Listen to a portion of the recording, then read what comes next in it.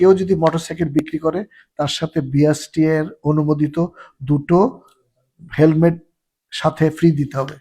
কেউ যদি মোটরসাইকেল বিক্রি করে তাকে বিএসটি এর অনুমোদিত 2টো হেলমেট ফ্রি দিতে হবে। এটা আমরা অ্যাপ্রুভ করেছি, এখন এটা পরবর্তী কার্যক্রমের মধ্যে আছে, এটাকে ইন্ট্রোডিউস করছি।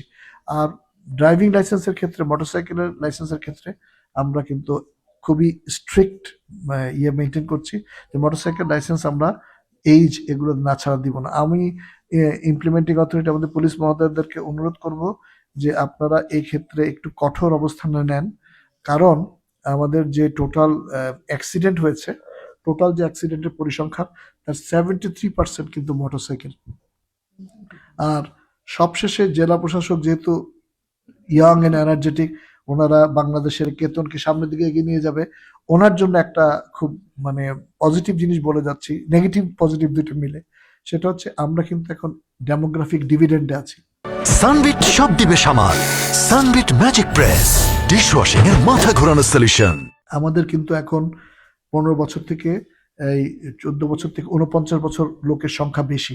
এই যে ডেমোগ্রাফি, এই যে আমাদের হিউম্যান রিসোর্স, এটা কিন্তু 2041 সালের পর থেকে কিন্তু নামতে থাকবে। আমাদের হাতে কিন্তু আর 14 বছর আছে।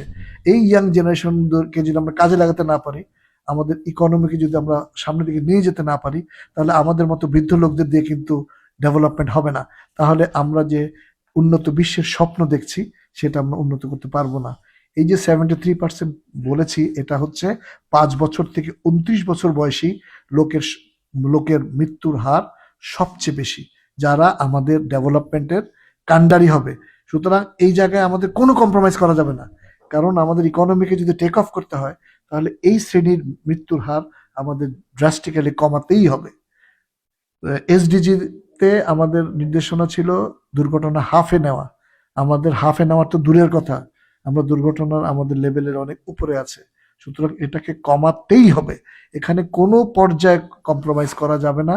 আমি সম্মানিত মালিক সমিতি, শ্রমিক ফেডারেশন এবং আমাদের পুলিশ অথরিটি, আপনাকেও বলছি, এ কারণে বলছি যে এটা কিন্তু আমাদের এই দেশের, এটা রাষ্ট্রীয় সম্পদ। এই যে হিউম্যান রিসোর্স কিন্তু আমাদের রাষ্ট্রীয় সম্পদ, এই সম্পদ এভাবে ঝরে যেতে দেব না।